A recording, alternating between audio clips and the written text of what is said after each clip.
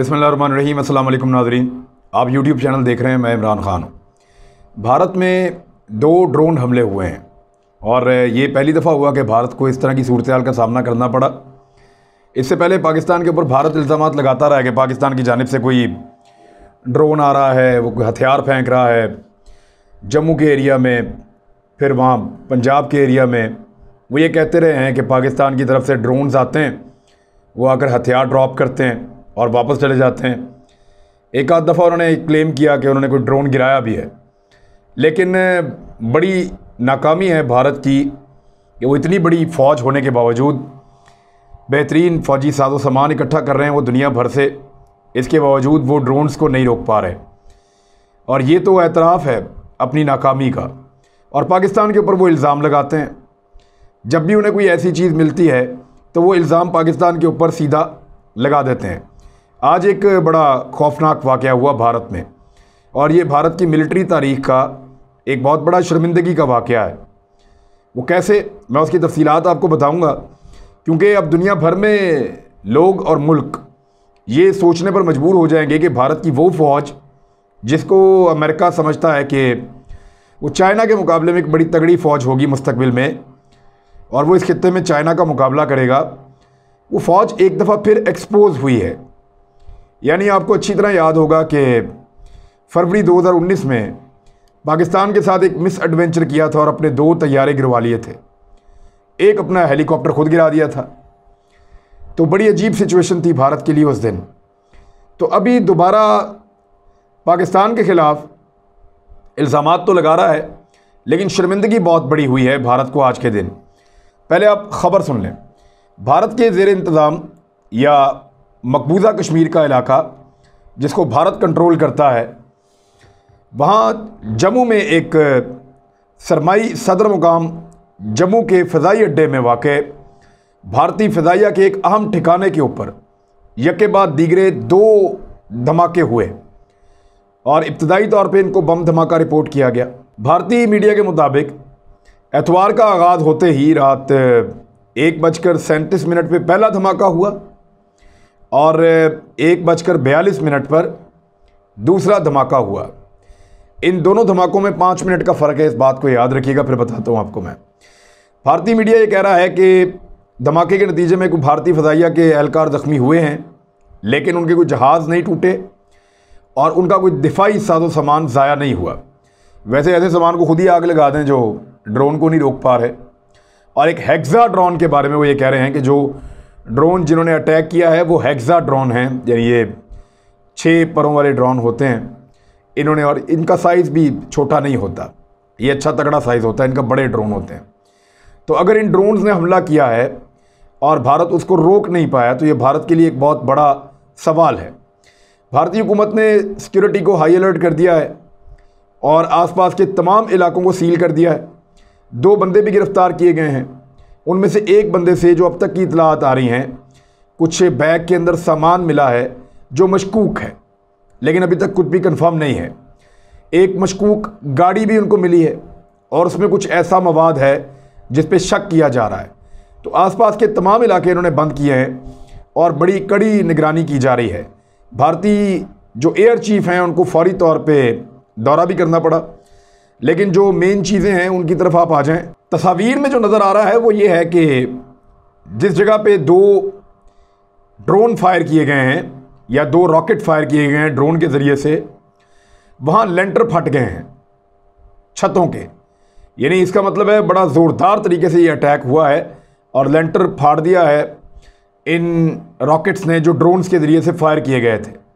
नुकसान जो है वो भारतीय फ़ौज फ़िलहाल छुपा रही है, वो बता नहीं रहे कि कितना बड़ा नुकसान है, लेकिन उन्होंने इल्ज़ाम पाकिस्तान पे लगा दिया है। जो लेटेस्ट खबरें आई हैं उनके मुताबिक जो अल जज़ीरा और इंडिया टुडे ने रिपोर्ट किया, वो कहते हैं जी कि बॉर्डर से कुछ 15-20 किलोमीटर के दरमियान का इलाका, वो तो ये ऐसा कह रहे हैं कि यहाँ पे ये बेस मौजूद है, भारतीय एयरफोर्स का यहाँ पे सामान लगा हुआ है, भारतीय मिलिट्री बेस है। और जैश ए मोहम्मद पर इल्ज़ाम लगाया भारतीय मीडिया ने। वहाँ की इंटेलिजेंस ज़राए के मुताबिक पाकिस्तान, वो कह रहे हैं, इसमें मुलव्विस है और वो ये कह रहे हैं कि इस किस्म का बड़ा हमला और ऐसी बड़ी कार्रवाई पाकिस्तान आर्मी और आईएसआई की मदद के बगैर नहीं हो सकती। और फाइनली उन्होंने ये क्लेम किया, news 18, times of India, the Hindu और बाकी अखबारात, एनडीटीवी वगैरह के तवसत से मैं आपको बता रहा हूँ कि उन्होंने ये क्लेम किया कि drones scans from across the border, कि ड्रोन जो हैं बॉर्डर पार से स्कैन हुए हैं और ये वहाँ से आकर अटैक किया गया है और इनका ताल्लुक ड्रोन्स का पाकिस्तान से है। लेकिन इससे पहले कुछ खबरें हैं जो दिन भर उनके सिक्योरिटी ज़राए देते रहे। अब आप देखेंगे उनके बयानात एक दूसरे से नहीं मिलते। लेकिन पहले इस बात पे गौर करें कि चंद सेकंड लगते हैं किसी भी एयर फोर्स को मुतहर्रिक होने में। अगर किसी जगह पे भी किसी मुल्क के ऊपर कोई फ़िज़ाई हमला हो तो 15, 20, 25 सेकंड के अंदर अंदर सारा रेड अलर्ट हो जाता है। 1 मिनट के अंदर अंदर दौड़ना शुरू हो जाते हैं पायलट्स, और फिर 2 मिनट के अंदर अंदर ये अपने जहाज़ों को हवा में ले जाने की सलाहियत भी रखते हैं बहुत तेज़ी से। जैसे ही इनको पता चलता है रेडार पे कोई चीज़ आ रही है, चाहे वो चीज़ अटैक करे या ना करे, लेकिन एयरफोर्स इतनी तेज़ होती है कि वो दुश्मन के हवा में आने तक और हमला करने तक ख़ुद को हवा में लाने की कैपेसिटी रखती है। ख़ास तौर पे उन मुल्कों की जहां दो दुश्मन मुल्क एक दूसरे के साथ बिल्कुल उनका बॉर्डर जुड़ता हो, वहाँ ज़्यादा विजिलेंट रहना पड़ता है, जैसा कि यूनान और तुर्की में है, जैसा कि पाकिस्तान और इंडिया में है, जैसा कि आर्मीनिया और अज़रबैजान थे। इस तरह जिन मुल्कों के 2 बॉर्डर साथ साथ रखते हैं, ईरान और इराक एक दौर में थे, साथ साथ बॉर्डर वाले जो दुश्मन हैं वो हमेशा से बहुत क्विक होती है उनकी एयरफोर्स, क्योंकि उनके पास रिस्पॉन्ड करने का टाइम नहीं होता, बहुत कम टाइम होता है रिस्पॉन्ड करने का। लिहाजा उनकी एयरफोर्स हर वक्त चौकन्नी रहती है। सिर्फ एक अलार्म बजता है और पायलट जहाज़ में, और फौरी तौर पर उनको कॉशन मिलता है और वो फ्लाई कर जाते हैं। तो ये सेकंड्स की गेम होती है। लेकिन जो पहला हमला हुआ इस भारतीय बेस के ऊपर 1:37, जो दूसरा हमला हुआ वो 1:42 पे हुआ। 5 मिनट और चंद सेकंड लगे दोनों हमलों के दरमियान। अब 5 मिनट और चंद सेकंडों में अगर दूसरा हमला हो जाता है तो ये भारत के मुंह पे बहुत बड़ा तमाचा है कि 5 मिनट के अंदर भी वो अपनी एयरबेस को सिक्योर नहीं कर सके, वो अपना दिफाई निज़ाम एक्टिव नहीं कर सके, वो अपना रेडार सिस्टम जो है उसको विजिलेंट नहीं कर सके कि वो देखे कि ख़तरा कहाँ से आ रहा है, उसको कैसे गिराना है, उससे कैसे बचना है। तो ये बहुत बड़ी वल्नरेबिलिटी है, बहुत बड़ा ख़तरा है जो भारत के लिए है, और बहुत बड़ी नाकामी है जो भारतीय एयरफोर्स को हुई है। भारतीय हुकूमत ने इसकी तहकीकात जो हैं वो NIA यानी नेशनल इन्वेस्टिगेशन एजेंसी से शुरू करवा दी है, और एक खसूसी टीम भी वहाँ पे पहुँचाई ताकि इसकी इंक्वायरी की जाए। अब उन्हीं के सोर्सेज से मीडिया ये बता रहा है, क्योंकि भारत जब भी कभी नाकाम होता है या मुँह की खाता है तो फौरी तौर पर वो पाकिस्तान पर इल्ज़ाम लगाता है। हालाँकि इस नौइयत का हमला, बॉर्डर पार से कोई चीज़ अगर या लाइन ऑफ कंट्रोल के इस तरफ से कोई चीज़ अगर फ्लाई करके जाए और वो इतने बड़े हुजम की हो कि वो अपने साथ मिसाइल्स या रॉकेट्स लेकर जा रही है, तो वो हर हाल में डिटेक्ट होगी एयर डिफेंस सिस्टम के अंदर। लेकिन भारत का so called air defence system अगर डिटेक्ट नहीं कर पा रहा तो ये उनकी बहुत बड़ी नाकामी है कि पाकिस्तान के मुकाबले में वो बहुत पीछे रह गए हैं, जबकि चाइना के मुकाबले में तो वो बिल्कुल एक बच्चे की तरह हो जाएंगे। भारत के जो इंडिपेंडेंट सहाफ़ी हैं वो इसको बहुत बड़ा सिक्योरिटी लैप्स करार दे रहे हैं कि भारतीय फ़ज़ाइया या भारतीय फ़ौज उसकी कैपेसिटी के ऊपर सवालात उठाए जा रहे हैं कि अभी तो इनको रफ़ाल तैयारे लेकर दिए हैं, ये मांग रहे हैं हमें S-400 लेकर दें, इनके पास दुनिया का बेहतरीन सामान इनको लेकर देते हैं, फिर भी ड्रोन आते हैं, एक अटैक करता है, 5 मिनट के बाद दूसरा आता है, वो भी अटैक करता है, ये दोनों में से एक को भी नहीं गिरा पाते और किसी एक को भी नहीं रोक पाते। इंडिया के पास कोई मलबा ऐसा नहीं है जिसके ज़रिए से वो ये कहें कि ये फ़लाँ का था, फ़लाँ जगह से आया था, तो कुछ नहीं कर सकते।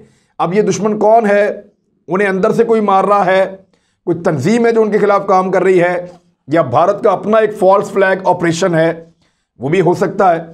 और उसके अलावा कश्मीरी मुजाहिदीन के पास अगर इस किस्म का सामान पहुंच गया है तो ये भारत के लिए बहुत ज़्यादा परेशानी की बात है कि 2 ड्रोन आए, दोनों ने अटैक किया और दोनों वापस भी चले गए और ये मुंह देखते रहे। दूसरी जानिब भारत के लिए एक और बड़ा मसला यूं पैदा हो गया कि भारतीय किसान दोबारा से एक्टिव हो गए हैं, बल्कि रीएक्टिव हो गए हैं, और उन्होंने फिर से भारत की हुकूमत के नाक में दम करने का फ़ैसला किया है बहुत बड़ी तादाद में किसान न्यू दिल्ली की जानिब दोबारा जा रहे हैं और उनको रोकने की कोशिश की जा रही है।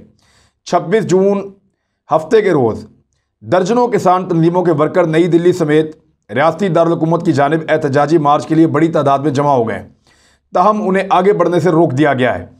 किसान तंजीमों ने ऐलान किया है कि अगर उनकी बात ना मानी गई तो फिर वो सूबाई दारुल-हुकूमत में गवर्नर हाउस के सामने धरने देंगे और बेशतर रियासतों में इसे रोकने के लिए बड़ी तादाद में पुलिस फोर्सेस तैनात कर दी गए हैं।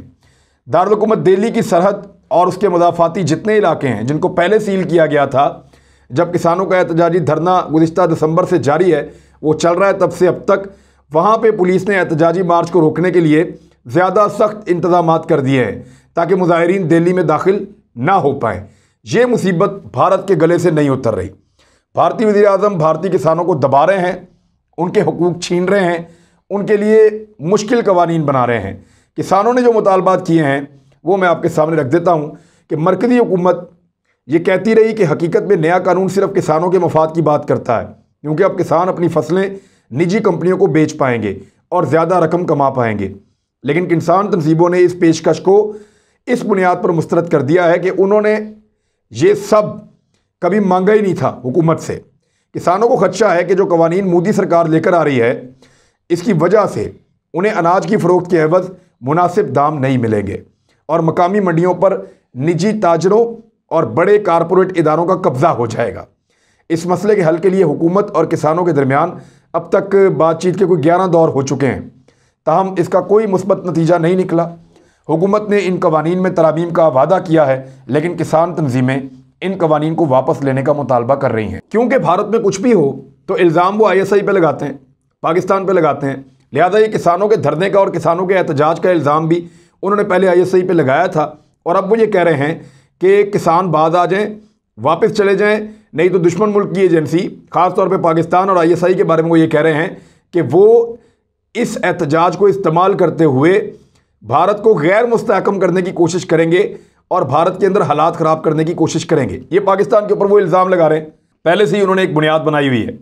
इससे पहले भी उन्होंने जब दिल्ली बंद किया था और हर तरफ एहतजाज किया था तो भारतीय एजेंसियों ने आंखें बंद करके ये इल्ज़ाम लगाया था कि इसके पीछे चाइना और पाकिस्तान है, जिसकी किसानों ने बड़े सख्त अल्फाज में मजम्मत की थी और तरदीद की थी कि हमारे साथ कोई हमारे पीछे मुल्क नहीं है, हम एहतजाज कर रहे हैं अपने हक़ के लिए और हमारा एहतजाज है मोदी के उन कवानीन के ख़िलाफ़ जो फाशिस्ट हैं। तो ये है जी इंडिया से सूरत हाल जो हमने आपके सामने रखी है। और अगर इस तरह के ड्रोन हमलों से वो नहीं बच पाएगा तो अगर मुश्किल सूरत हाल पेश आती है इंडियन एयरफोर्स को तो फिर तो वो बहुत ज़्यादा ख़तरे में है और उनके मुकाबले के जो ममालिक हैं उनके लिए तो बहुत बड़ी खबर है कि वो अपना दिफा तक नहीं कर पा रहे और आइडेंटिफाई तक नहीं कर पा रहे कि 5 मिनट के वक्फे से 2 मरतबा हमला हो जाए और एयरफोर्स और 21वीं सदी की एयरफोर्स कुछ ना कर पाए, डूब मरने का मुकाम है। अब तक के लिए इतने, अपना ख्याल रखिएगा, अपने इस चैनल का भी। अल्लाह हाफ़िज़।